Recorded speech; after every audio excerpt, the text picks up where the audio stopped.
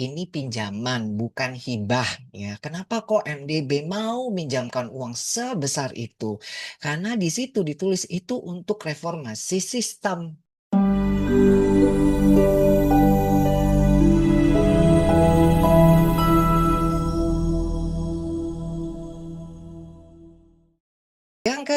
Part kita yang kedua adalah Indonesian Health System Strengthening atau disingkat dengan IHSS.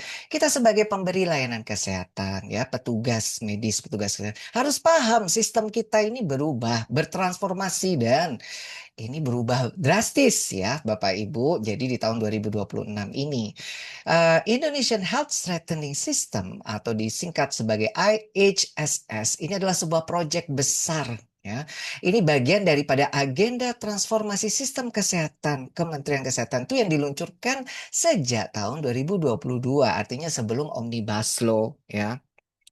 Nah, ada 6 pilar transformasi sistem kesehatan. Jadi mulai dari transformasi layanan primer, layanan rujukan, sistem ketahanan kesehatan. Ya, ini kaitannya dengan nanti kalau akan ada pandemik berikutnya dan berikutnya. Termasuk juga sistem ketahanan kesehatan kalau misalkan ada dalam hal ini ya bencana alam dan segala macam. Kemudian transformasi sistem pembiayaan kesehatan. Kemudian transformasi SDM kesehatannya. Ini juga ditransformasi. SDM-nya berupa kompetensinya, kemudian juga mungkin dalam tanda kutip kewenangannya nanti juga dengan cara bekerjanya dan segala macam, termasuk juga transformasi teknologi kesehatan. Ini juga sampai dengan teknologi yang terbaru berbasis artificial intelligence ya. Oke, ini 6 pilar transformasi sistem kesehatan. Jadi bukan cuma satu Bapak Ibu. Gini ada 6, jadi 6 ini jalan sekaligus bersama-sama ya. Ya. Jadi bukan hanya satu 6 ya. Nah, kemudian di dalam perubahan sistem, reformasi sistem ini hanya Indonesia dapat pinjaman dari luar negeri yang dipinjemin oleh MDP Multi Development Bank, ada Islamic Development Bank, ada Asian Development Bank yang total mencapai 3,8 miliar. 3,85 miliar. Ini kalau diduitin rupiah itu sekitar 60 sampai 70 triliun. Proyek ini ditargetkan untuk meningkatkan ketersediaan kok sebesar ini banyak banget. Ya karena ini untuk beli pengadaan alat-alat semuanya di Vaskes ini yang kaitannya dengan program Sihren. Sihren ini apa? Program untuk memperkuat jaringan layanan kesehatan rujukan. Nah, jadi penguatan ini itu untuk banyak sekali untuk beli alat-alat, jadi alat-alat medical equipment yang mahal-mahal ya. Kemudian di Shopee ini untuk menyasar penguatan layanan kesehatan primer. Jadi di FKTP ini juga berkaitan dengan alat-alat dan pengadaan pemeriksaan termasuk juga public laboratory system strengthening, sistem laboratorium publik. Jadi nanti hasil laboratorium itu hasil tes semuanya itu nantinya mulai dari laboratorium, mungkin juga nanti image ya hasil pencitraan semuanya itu mungkin dalam satu sistem teknologi yang dalam satu bank data besar. Nah, jadi Bapak Ibu, ini pinjaman bukan hibah ya. Kenapa kok MDB mau minjamkan uang sebesar itu? Karena di situ ditulis itu untuk reformasi sistem. Kan ada perubahan jenjang rujukan BPJS tadi Bapak bilang kan nggak harus berjenjang. Itu apakah tidak akan menambah tumpukan di rumah sakit tipe apa? Karena kan sekarang juga antri juga kan kalau mau. Tidak, karena nanti kita nggak akan membagi tipe A, tipe B, tipe C, tipe D, tapi kita akan bagi berdasarkan kompetensinya. Jadi kalau orang sudah diperiksa misalnya di puskesmas, oh dia perlu dipasang ring gitu jantungnya, itu nggak usah harus ke tipe D dulu. Oh dicek tipe D nggak bisa pasang ring, lagi tipe C nggak bisa pasang ring, langsung ke tipe B, dia akan langsung masuk ke tipe B. Jadi buat pasien akan jauh lebih cepat prosesnya. Anyway dia akan masuk ke tipe B kan, justru akan mengurangi antrian pasien di tipe D dan tipe C karena nggak usah menjalani 3 rumah sakit, dia langsung ke rumah sakit. Dampak ke keuangan BPJS seperti apa? Harusnya lebih sedikit karena BPJS bayarnya langsung ke rumah sakit terakhir kan, nggak usah ke 3 kali rumah sakit. Kan saya boleh tambah-tambah Pak. Iya, boleh ditambahin sama dokter. Jadi satu rumah sakit itu bukan diklasifikasikan seperti dulu. Rumah sakit A, misalnya tipe A, tipe B, tipe C. Tapi layanan yang diklasifikasikan. Satu rumah sakit bisa punya layanan jantung tipe A, bisa layanan kebidanan tipe B, bisa punya layanan penyakit dalam tipe A dan sebagainya. Jadi satu rumah sakit bisa punya layanan dengan tipe yang berbeda-beda. Itu yang tadi kita sampaikan sebagai rujukan berdasarkan atas kompetensi. Nah, sekarang gini, tiba-tiba nih awal 2026 karena ini sudah di press conference di media ya. Itu nanti target pemerintah ya. Jadi harus jalan rujukan berbasis kompetensi. Nah, pertanyaannya, apakah sebagai seorang tenaga medis, tenaga kesehatan itu Anda mengerti yang dimaksud dengan oleh Kemenkes ini ya? Bapak Ibu, rumah sakit kita tahun 2026 itu nanti harus sesuai dengan KRIS, kelas rawat inap standar, yang itu harus memenuhi 12 kriteria. Kalau belum itu ada fleksibilitas lah untuk itu katanya ya. Jadi hanya sekian persen, nggak harus 100%. Tapi nggak tahu nih tahun 2026 ini kapan waktunya. Yang kedua, rujukan berbasis kompetensi. Tidak ada lagi rumah sakit umum khusus. Jadi semua rumah sakit umum berbasis kompetensi dan perubahan transformasi sistem pembiayaannya. Dulu INA CPGIS berubah menjadi INA DRGIS. Jadi ada diagnosis related groups. Ini kayaknya adopt sistem dari Amerika ya. Oke. Nah, jadi kita ngomong rujukan berbasis kompetensi ini ya, kaitannya juga dengan sistem pembiayaan. Kalau sebelumnya rujukan berjenjang itu bisa dari seorang ibu yang ini istilahnya perutnya sakit, dia nggak bukan kriteria kegawatan dia datang ke FKTP ya. Ternyata dicurigai tumor karena ada massa di ginekologi yang sudah metastase curiga.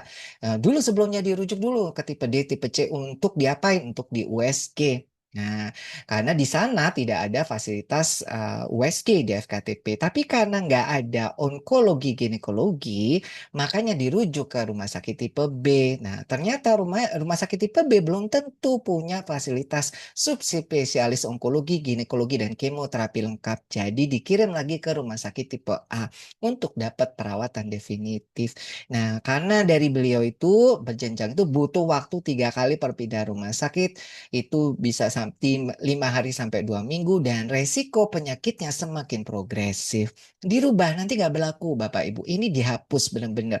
Jadi dari seorang ibu yang lu sakit perut datang ke FKTP itu bisa langsung dirujuk di rumah sakit tipe A atau tipe B ya. Yang ranah tipe A tipe B dihapus jadi rumah sakit utama atau paripurna. Jadi langsung waktu tempuhnya 1 kali pemindahan rumah sakit, lebih cepat, lebih tepat dan efisien. Rujukan berbasis kompetensi, nanti bayarnya di satu rumah sakit sesuai level kompetensinya. Kalau yang ini kan mesti JKN-nya bayar ke rumah sakit tipe D atau tipe C, rumah sakit tipe B dia bayar lagi, rumah sakit tipe A dia bayar lagi. Berikutnya tidak, dia hanya bayar satu tempat rumah sakit sesuai dengan level kompetensinya. Jadi one single tarif. Nah, jadi klasifikasi ini ada dipetakan berdasarkan 24 kelompok layanan, dibagi menjadi kompetensi dasar, madya, utama, dan paripurna. Ini ada 24 kelompok layanan Bapak Ibu. Nah, jadi contoh nih, ini maksudnya ya, dulu kita kenalnya itu, dulu yang sekarang lah, sebelumnya lah ya. Kita kenalnya Satuan Manajemen Fungsional atau SMF ya. Dulu ya ada SMF bedah, SMF anak, SMF apa namanya penyakit dalam, SMF ortopedi dan sebagainya. Sekarang itu rumah sakit-rumah sakit yang dipunyainya Kemenkes itu sudah dirubah. Tidak ada lagi SNF, diganti departemen. Di mana masing-masing departemen tadi kayaknya disesuaikan dengan unit-unit pelayanan 24 tadi. Jadi di dalam departemen itu dicampur isinya. Contoh ya, unit untuk uronefro. Jadi departemen uronefro itu ya ada urologi, ada nefrologi, dokter penyakit dalam yang bagian nefro dan segala macam. Pokoknya banyak-banyak dokter-dokter spesialis dan subspesialis itu dicampur bau dalam satu departemen lagi, tidak dalam satu SMF. Nah, artinya jadi ada perubahan hierarki. Nah, perubahan hierarki. Misalnya gini, kalau saya misalnya masuk nih SMF dokter penyakit dalam, saya dokter penyakit dalam masih muda, imut-imut, masih muda, junior. Pasti hierarkinya, oh yang senior di sini, yang kedua di sini, di sini. Jadi saya itu level yang paling rendah hierarkinya. Keputusannya itu berdasarkan dari atas top down ke bawah. Tapi sekarang dirubah hierarkinya karena jadi departemen. Nah, karena ini macam-macam dokternya dan multidisiplin ilmu, jadi hierarkinya itu menjadi lebih flat. Walaupun nanti ada ketuanya, ya. Entah ketuanya siapa nih? Waduh, siapa nih yang jadi ketua departemennya? Apakah dari bagian nefro? Apa bagian dari penyakit dalam atau apa-apa segala macam? Jadi hierarkinya jadi lebih flat. Nah, perubahan hierarki yang tradisional itu menjadi flat ya, flat hierarki ya. Itulah perubahan nanti yang transformasi besar-besaran sebenarnya ya. Ya, sebelum saya lanjut, apakah Bapak Ibu mengerti dari yang saya sampaikan ini? Kalau nggak ngerti, tulis kurang ngerti dok. Kalau ngerti, alhamdulillah ngerti. Jadi nanti daripada aku kemana-mana nanti terlalu tinggi ngomongnya. Coba tulis dulu di kolom chat ya. Jadi karena ini ada unit-unit layanan ini, unit layanan misalnya kesehatan sistem misalnya ini ya uronefro. Maka karena uronefro, pelayanan uronefro ini yang layani ini dokternya bukan dokter urologi aja, ada dokter penyakit dalam dan segala macam. Nah, ternyata sekarang ini di rumah sakit yang Kementerian Kesehatan yang vertikal, yang mungkin yang besar-besar ya, saya nggak sebut rumah sakitnya, itu sudah tidak lagi pakai SMF, Satuan Manajemen Fungsional. Jadi rujukan berbasis kompetensi itu nanti DPJP. DPJP itu diminta, ya intinya rujukan ini DPJP. Karena siapa yang menentukan yang merujuk itu DPJP. Apakah DPJP itu melihat pasien tuh ini pasienku sesuai kompetensiku atau tidak? Ya. Jadi DPJP itu, DPJP siapa sih ya? Dokter umum, dokter spesialis itu DPJP, dokter penanggung jawab ya. Kalau di klinik, di FKTP itu DPJP-nya dokter umum. Tapi kalau di rumah sakit DPJP-nya dokter spesialis harusnya demikian. Yang kalau di UGD mungkin DPJP-nya dokter umum mendapatkan standing order dari dokter spesialis. Dia harus memastikan pasiennya benar di fasilitas kesehatan yang tepat dan dengan kapabilitas yang tepat. Ini intinya begitu. Jadi konsep rujukan berbasis kompetensi ini DPJP lah yang menentukan kebutuhan klinis pasien itu apa. Lalu dia pastikan kompetensi yang layan dibutuhkan pasien itu apa? Yang mana? Level mana? Apakah level dasar, madya, utama, atau paripurna? Jadi ini sebenarnya konsep ya rujukan berbasis kompetensi itu pasiennya tepat di vaskes yang tepat dan kemampuan level kompetensi yang tepat. Nah, jadi maksudnya itu baik. Jadi supaya nggak dioper-oper lah pasiennya. Kayak tadi ya dioper-oper ke sana terus tahu mati. Gitu di tengah jalan meninggal pasien. Itu nggak boleh gitu lagi. Dokter itu benar-benar sebagai DPJP itu harus tahu ini pasien butuh apa. Ya. Terus kemudian dia juga ngerti ini butuh level. Kemudian setelah tahu butuhnya apa, level kompetensi apa yang diperlukan untuk ya membantu menolong pasien ini. Level kompetensi dasar, madya, utama, atau paripurna. Kalau level kompetensi madya, sementara fasilitas saya ini kompetensinya dasar, maka ini pasien harus saya rujuk sesuai dengan fasilitas yang sesuai dengan kompetensinya. Tapi kenapa kok di situ ditulis capability? Saya bilangnya capability. Karena kompetensinya itu bisa berubah-ubah. Contoh misalnya dokternya tiba-tiba di sana, rumah sakit sana tiba-tiba mendadak cuti 5 hari. Sehingga dokter yang itu membuat kompetensi levelnya itu jadi turun kalau dia cuti pada saat itu misalkan ya. Atau misalnya obat alkesnya tiba-tiba habis stoknya. Misalnya obat-obatan atau alkesnya itu nggak ada. Maka kompetensinya bisa berubah atau kapasitas Anda nggak cukup gitu ya. Jadi capability untuk menampung Anda ini nggak bisa karena nggak cukup tempatnya. Anda butuh picunya penuh, butuh ICU, ICU-nya penuh. Padahal rumah sakit Anda ini nggak di level kompetensinya, meskipun punya ICU tapi nggak di level kompetensi. Karena level kompetensi itu bukan hanya soal sarana, tapi SDM, obat alkes, dan juga sarana prasarana serta daya tampung. Nah, MDP setuju karena perubahan. Oke, bagus ini, bagus gitu ya. Nah, jadi tapi pertanyaannya is not as easy as it looks. Kami sebelum banyak kok yang belum mengerti. Ini saya itu kan tanya itu standarnya orang Jakarta gitu loh ya. Jakarta itu kan dekat dengan Kementerian Kesehatan ya. Terus tanyanya sama orang-orang yang kerja di Rumah Sakit Kementerian Kesehatan dan tanyanya bukan aku itu kayak penyelidik, ternyata ya teman-temanku dokter ya, spesialis tuh masih nggak bingung. Terus apa gini-gini dia nggak bisa, dia tidak mengerti.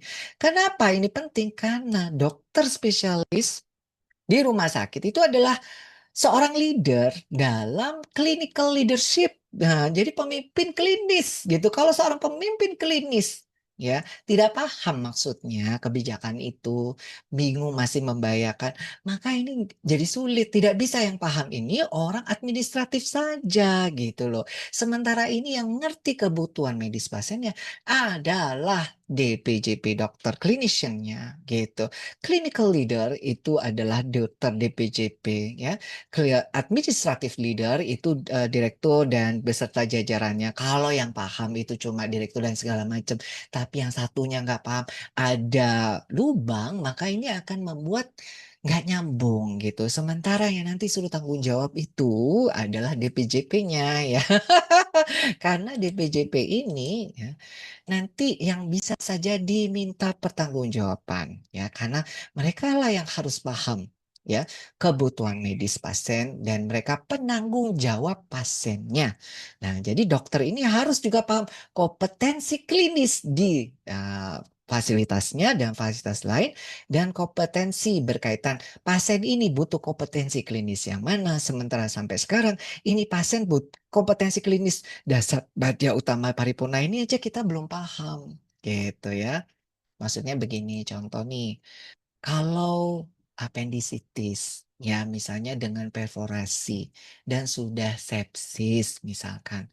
Bagaimana Anda bisa mendiagnosa seorang pasien apendisitis dengan perforasi dan sudah sepsis?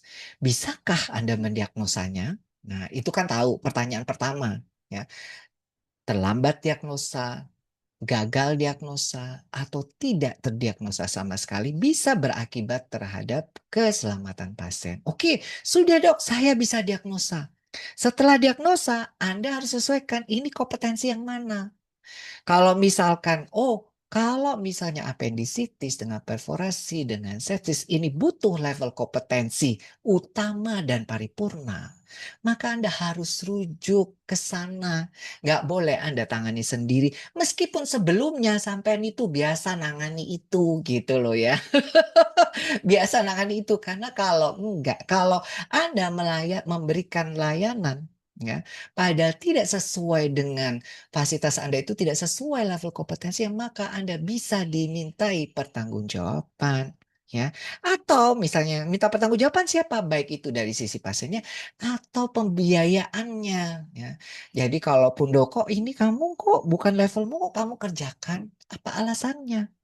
Kalau nggak punya alasan yang bisa menjadi justifikasi, maka bisa tidak dibayar gitu Bapak Ibu. Walaupun pasiennya happy-happy ya, sembuh gitu ya, nggak akan dibayar karena itu nyambung. Nah, ini bukan hanya untuk asuransi pemerintah, tapi juga asuransi swasta. Karena semua data itu semua ada di dalam satu aplikasi namanya RS Online, terbaca oleh asuransi manapun termasuk perusahaan. Misalnya perusahaan tuh tahu ini nantinya keluar sesuai tidak dengan level kompetensi.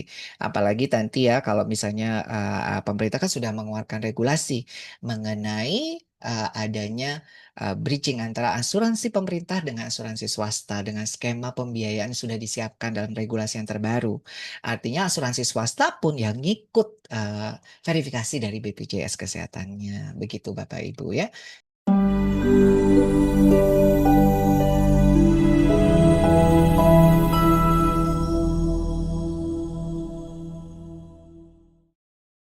Yang kemarin aja ya, itu kita udah tahu layanan kesehatan tuh kompleks Bapak Ibu.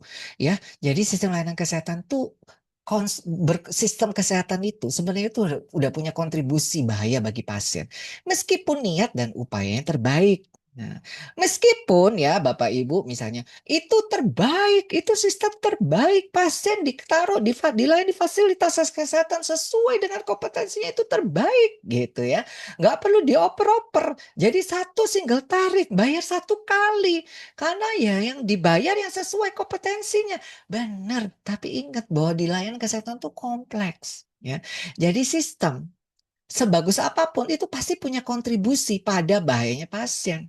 Ya, meskipun niat dan upaya terbaik supaya kita itu humble bilang bahwa di dalam sebuah sistem yang terbaik pun itu masih ada kontribusinya. Buktinya apa? Di negara paling maju dengan sistem kesehatan yang paling kuat sekalipun masih ada insiden keselamatan pasien, masih banyak kasus sentinel, masih banyak pertanyaan yang belum bisa kita jawab, dan masih banyak ya penyebab-penyebab utama insiden itu yang belum terselesaikan sampai sekarang gitu Bapak Ibu. Jadi ibaratnya kita harus siap. Yang sistem yang sudah bagus pun kalau apalagi mau dirubah, nah ya kompleksitas ini akan semakin tinggi memberikan resiko. Kalau kita yang diajak berubah ini nggak ngerti sistemnya gitu Bapak Ibu. Belum lagi ada kompleks healthcare regulatory compliance. Kita ini harus patuh pada standar profesi, Bapak Ibu. Nah, pertanyaannya, standar profesi bilang apa mengenai standar rujukan berbasis kompetensi ini? Gitu ya. Saya misalnya dokter anak, kompetensi saya mana? Di berbasis yang disesuaikan dengan level layanan berbasis kompetensi.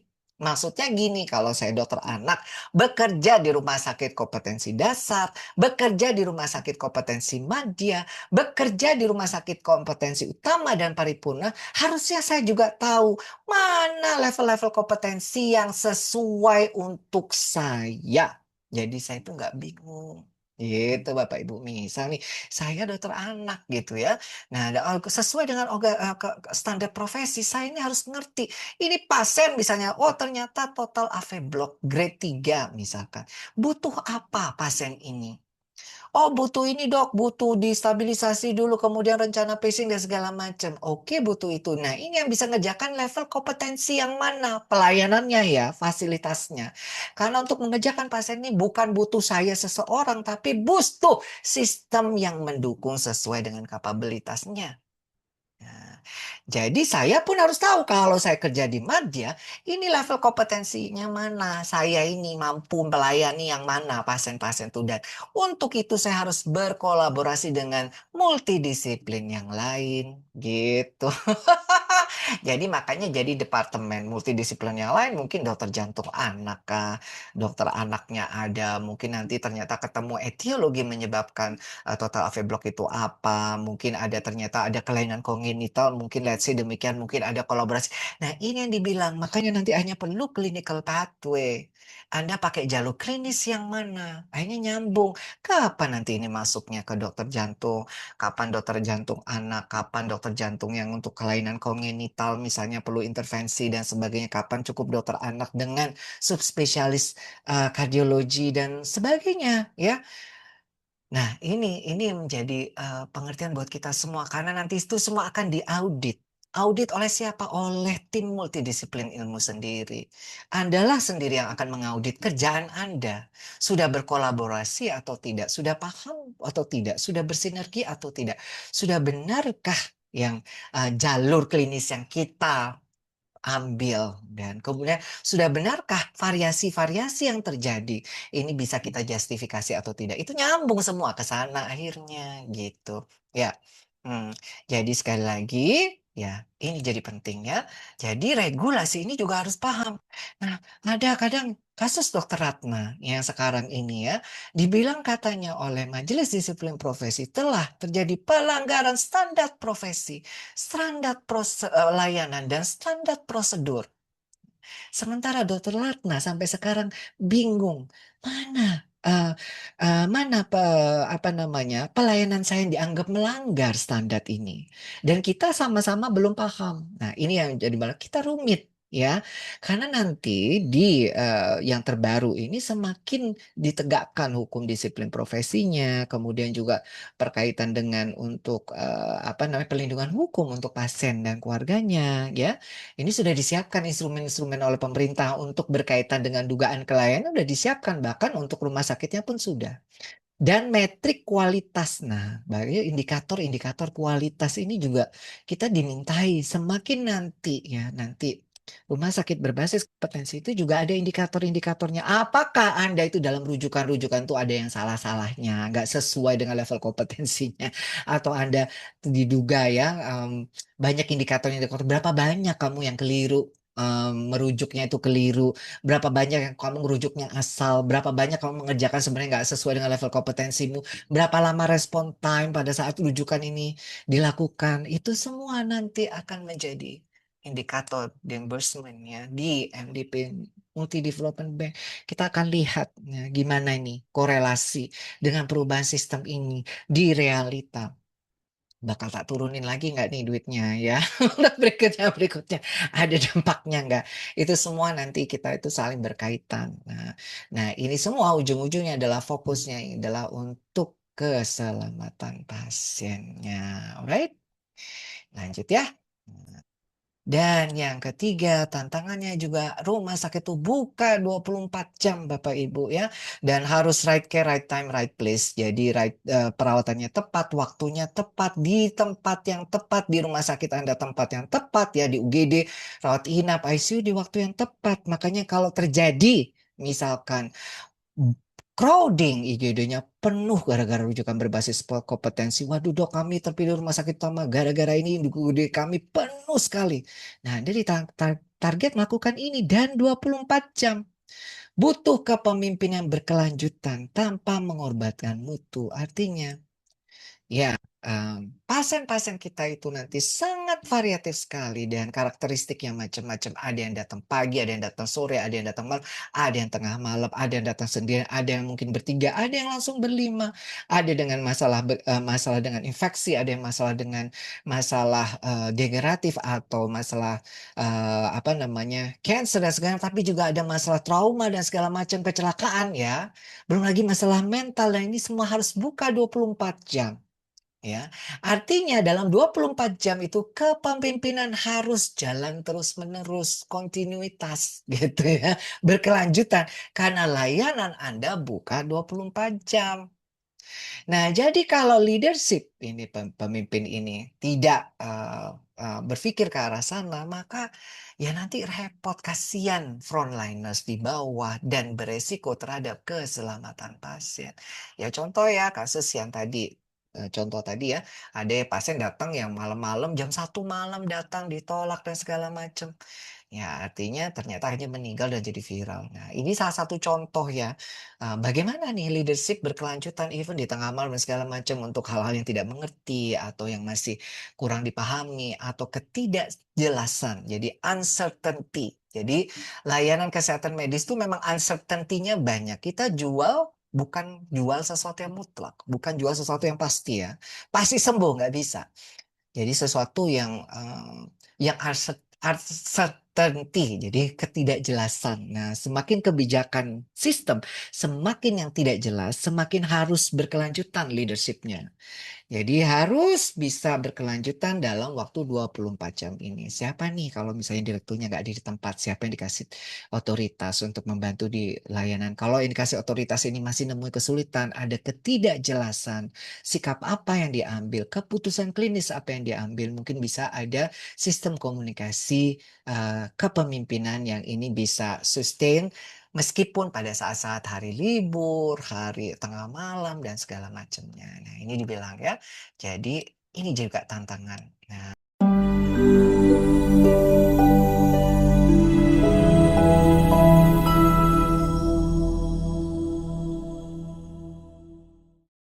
di yang sekarang ada aja, itu masih ada loh ibu hamil yang meninggal. Diabaikan 4 rumah sakit. Di Jayapura, ibu kotanya Irian. Dan itu rumah sakit besar di Irian ya, ibu kota. Ini loh. Nah, kenapa ini jadi penting? Lah ini orang mau melahirkan, kegawatan maternal aja tetap ditolak. Padahal kan kalau kegawatan nggak perlu rujukan berjenjang. Maksudnya apa? Ya berarti kan bukan rujukan berjenjang yang menjadi masalah. Wong ini nggak perlu rujukan berjenjang, ini kasus kegawatan, kok tetap ditolak? Apakah ini karena tidak punya kompetensi untuk menangani kegawatan maternal? Kayaknya enggak deh, impossible. Impossible untuk membantu ibu melahirkan aja rumah sakit nggak punya kegawatannya ya dulu ya. Kita nggak ngomong levelnya, kompetensinya ya. Wong itu ditolak dulu kok ya, artinya nggak dapat akses ya, abandon of care, jadi terlantarkan dari layanan kesehatan seharusnya. Berarti kan bukan masalah rujukan berjenjangnya, bukan masalah kompetensi layanannya ya, tapi masalah apa? Nah ini yang kita belum tahu. Jadi secara sistem hati-hati ya menilai bahwa ternyata dok kalau rujukan itu diganti nggak pakai lagi rujukan berjenjang udah dijadikan level kompetensi artinya apa bisa jadi abandon care ini masih akan terus terjadi karena nggak pakai begitu-begitu sudah terjadi dan sampai sekarang belum dibuka apa nih yang mesti diperbaiki dalam sistem tapi lebih kepada siapa yang salah dan dikasih hukuman. Memperlantarkan ibu hamil mau melahirkan itu sudah melanggar hak asasi manusia. Kalau misalnya MDB itu tahu nih masih dilanggar ini, mungkin nanti MDB-nya loh kok masih gini gitu ya. Atau misalnya Indonesia yang sudah punya kementerian HAM yang orangnya ini berasal murni dari orang Papua ya, ya harusnya berteriak paling kencang mengenai ada pelanggaran hak asasi manusia, universal human rights pada perempuan yang mau melahirkan. Gagal sistemnya. Nah, apalagi di tengah isu Indonesia ini angka kematian ibu dan bayinya tinggi. Ini sangat memalukan sekali gitu ya. Nah, apakah nanti rujukan berbasis kompetensi dan pelayanan sesuai dengan level kompetensi itu menjanjikan bahwa seorang ibu hamil tidak akan ada lagi yang terabaikan? Ya, silahkan tulis di kolom chat sesuai dengan critical thinking Bapak Ibu sekalian ya. Jadi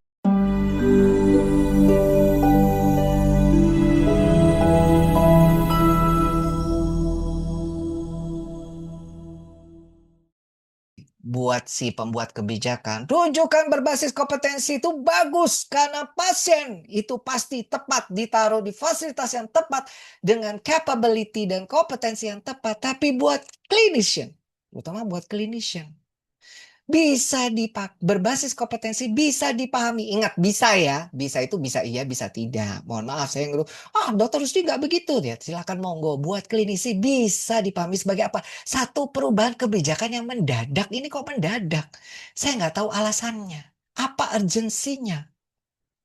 Ya, kenapa yang kemarin kok sekarang dirubah? Bagaimana? Ya, kemana saya harus bertanya? Gitu ya. Sementara sayalah nanti yang akan dimintai pertanggungjawaban kalau ada dugaan kelalaian berkaitan dengan kompetensi. Kaitan dengan kompetensi ya. Ada apa-apanya ditagih, loh ternyata nggak sesuai dengan kompetensi Anda. Atau ternyata sudah sesuai kompetensi Anda, Anda tidak melakukan. Ya. Dan juga berkaitan dengan apa? Di mana ini cuma tekanan administratif tanpa kejelasan klinis. Orang-orang itu bisa pikir gini, ini karena jadi tertekan. Jadi kita itu bahkan, ya mohon maaf ya. Jadi misalnya gini.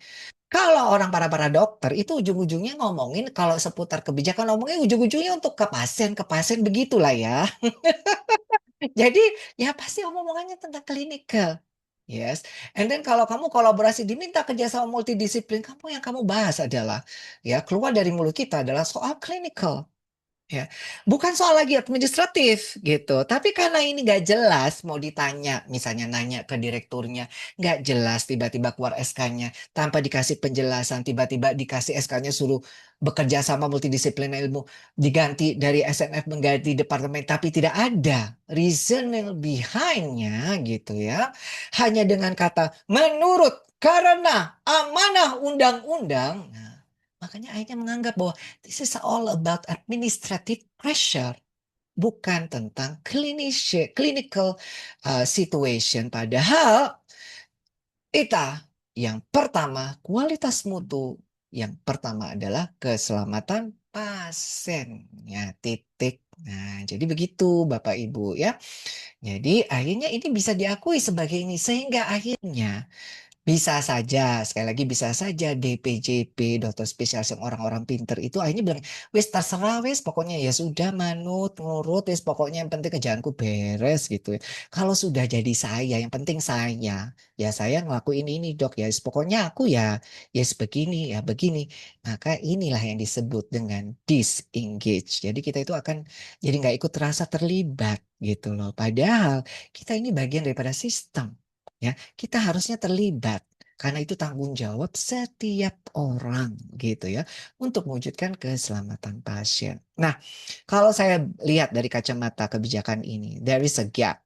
Jadi ada gap ya antara policy ya kebijakan yang maksudnya baik ya rujukan berbasis kompetensi maksudnya baik ya karena ini pasti benchmarking dengan sistem yang baik sehingga disetujui ada reformasi kebijakan sistem baik tapi bisa jadi ada yang di bagian clinician ini nggak ada gap dengan clinical reality, nggak paham maksudnya. Ya, belum ada kejelasan kriteria kompetensi klinisnya apa. Sementara nanti dokter-dokter ini yang akan dimintai pertanggungjawaban. Bahkan ya di Majelis Disiplin Profesi ada 17 butir disiplin profesi. Yang pertama kompetensi dari clinician ini. Yang kedua, Anda merujuk ke orang yang tidak berkompetensi. Nah, atau Anda tidak merujuk ke orang yang punya kompetensi. Itu yang di butir 1, 2, 3 dan yang keempat lalai menjalankan layanan sesuai profesinya. Nah, ini ada gap jembatan ini, gapnya ya. Jadi karena gap ini sebenarnya ya ini adalah kegagalan leadership, kegagalan kepemimpinan. Ya, it's not kegagalan cliniciannya. Jadi leadership kita itu gagal, kepemimpinannya itu gagal.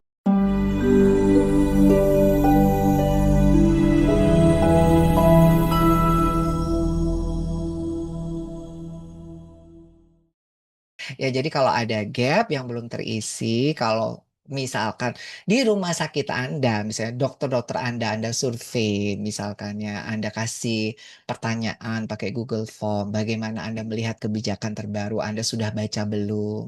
Ini kebijakan sudah paham belum? Apakah ada banyak pertanyaan apa yang Anda khawatirkan? Kira-kira apa resiko yang kemungkinan bisa terjadi dari perubahan kebijakan ini? Melihat dari sana ya, segala macam itu dilakukan, misalnya ketemu jawabannya ternyata banyak yang nggak mengerti, maka ada gap ya, ada leadership yang fail. Dari siapa? Dari pemimpin rumah sakitnya kepada bagian cliniciannya. Tapi dok, kalau saya sebagai pemimpin juga nggak ngerti, saya aja nggak ngerti. Ya berarti dari mana? Ada leadership yang gagal dari dinas kesehatannya mungkin ke bagian yang lain-yang lain. Kalau Anda under Department of Health ya di distrik Anda tertentu. Tapi kalau Anda standarnya sudah level provinsi atau skala nasional, ya mungkin dari kepemimpinan dari Dirjen Kesehatan lanjutan. Aku nggak bilang bahwa jelek ya, kegagalan failure itu ada macam levelnya. Tapi sekali lagi, kita by data, kita bukan komplain. Ya, kita nggak bisa komplain bilang, komplain itu komplain, kita bukan komplain, kita by data. Jadi harus punya data dulu. Jikalau ada ketidakpengetahuan dari sisi clinician-nya, maka gap ini akan dianggap nyata. Kalau Anda punya data, jangan ngomong, Kak, menurut saya, ya, ini bakal begini begitu. No, buat aja data, ya. Nah, kalau berminat, kalau enggak, leadership saya sudah bagus, ya silakan. Karena apa? There may not be an I in team, but there is an I in disengage. Ya, jadi kalau misalkan tim ini adalah sistem, itu adalah kita bagian daripada sistem, maka ini project ini transformasi kesehatan ini adalah kerjaan kita. Kita merasa ini kayak kita, saya, Anda, kamu, mereka semua, kita berupaya saling mengempower satu sama lain kayak ngasih tahu sama lain mendukung kita. Tapi kalau transformasi kebijakan ini ujung-ujungnya kok tinggal ke saya, yang penting saya ya, yang penting saya itu beres, nggak neko-neko dok. Ya kalau disuruh ini diganti ini ya wes. Pokoknya wes aku nggak perlu banyak protes dok. Nah kalau sudah ngomong saya, banyak sayanya, ya, tidak ngomongin kita. Contoh kita, oke dengan kebijakan ini kita bisa apa? Oke apa yang bisa kita lakukan? Ini kita as a team. Tapi kalau sudah baliknya, ya wis pokoknya aku gini, ya wis pokoknya disuruh gini ya aku manut atau ya sudah di atas kertas gini karena aku nggak ngerti ya aku tetap aja kerjaannya dulu. Nah itu yang namanya disengage. Ya, kalau misalnya sudah didengar, ya misalnya Anda sebagai pimpinan rumah sakit, itu kok orang-orang pada ngomongin yang penting ya saya, yang penting unit saya gini dok, yang penting gini wes gak pakai rame dan kayak that is called disengage. Jadi nggak terlibat. Nah, padahal ya sekali lagi, regardless of what, apapun ya, dan why, kenapa, dan where, dan di mana Anda memimpin, you are as a leader, Anda sebagai pemimpin, itu sebenarnya bertanggung jawab terhadap mereka-mereka yang di bawah kita itu, apakah mau menyatakan ikut terlibat atau enggak, terhadap siapa? Terhadap kebijakan terbaru, policy terbaru ini. Karena patient safety itu, it's not individual. It's a system responsibility. Jadi kalau misalnya apapun alasannya Anda, apapun jabatan Anda dan dimanapun Anda memimpin, entah alasan itu karena ini alasan politik kek, ini alasan karena kerabat kek, saya dipilih pemimpin karena saya itu anaknya ini, anaknya yang punya kek, atau karena saya itu punya hubungan dekat dengan ini dan itu kek, atau karena saya itu dipilih karena saya punya kompetensi dan kemampuan sebagai seorang leader. Nah ya, apapun alasannya, itu kalau misalkan yang bawa-bawa itu, kita itu bertanggung jawab terhadap apakah bawaan kita itu terlibat, mau terlibat dengan tujuan yang kita harapkan untuk keberlangsungan ya layanan kesehatan ini. Jadi kalau kita itu tutup mata, ya berarti sebenarnya jangan-jangan kitalah yang jadi penyebab mereka-mereka itu tidak mau engage gitu ya. Jadi kalau misalnya nih, misalnya saya itu direkturnya rumah sakit misalnya, terus dokter-dokter saya itu pada ya wis dok terserah saya itu gini-gini, saya dengar-dengar dari siapa? Dari perawat saya cerita gimana kebijakan baru gitu. Dia lapor, "Dok, dokternya bilang gini-gini, bilang wis pokoknya gini, kita gini, gini-gini ngikutin aja gini-gini." Wah, berarti kalau dia disengage itu ya. Nah, bisa jadi kalau kita tutup mata memilih, "Ya wis biarin sak jalannya." Berarti kita ini juga bisa jadi menjadi penyebab mereka menjadi disengage ya. Berarti itu juga tanggung jawab kita ya. Tapi kalau kita dengar gimana? Dokternya tadi bilang apa? Gini, Dok, dokternya gini-gini. Nah, terus kemudian kita, "Oh, ya sudah ini nggak benar nih, saya harus membumikan policy ini. Bagaimana mengajak dialog mereka, berkomunikasi lebih lebih jelas lagi dan clear. Kemudian memberikan kesempatan buat mereka untuk saya mendengar, active listening dan sebagainya, sebagainya. Nah inilah menjadi akhirnya bilang, oh benar, you are a leader karena kamu ikut bertanggung jawab terhadap peran-peran mereka yang akan terlibat untuk mencapai tujuan layanan kesehatan yang kita berikan.